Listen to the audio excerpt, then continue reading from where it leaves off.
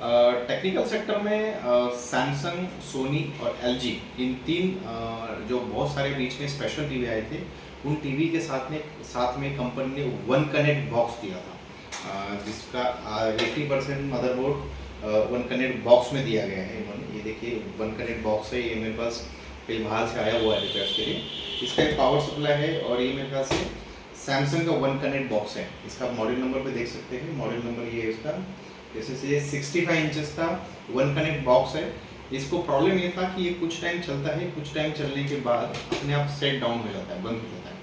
तो इसका कुछ पावर सप्लाई में कुछ ओवर हीटिंग से कुछ पीएफ, कुछ एटो कपलर, कुछ आईसीज खराब थे, जो कि रिप्लेस करके परफेक्टली 100% सही हो गए। नहीं तो ये कुछ मेरे ख्याल से 28-30 हज़ार रुपये कॉस्टिंग है इस वन कनेक्ट बॉक्स की, और उसके बावजूद भी ये मिलता नहीं है। और इसके बावजूद भी मैं 2-3 प्रॉब्लम्स आपको बेसिक बताना चाहूँगा इस मॉडल में क्या आते हैं।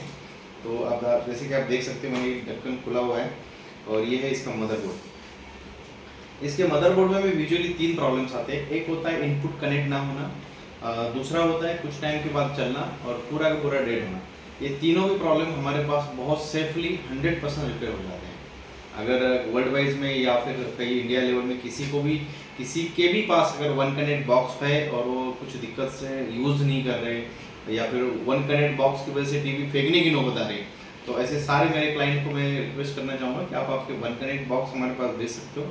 आपको रिपेयर करके बाय कुरियर वापस भेजा जा सकते हैं।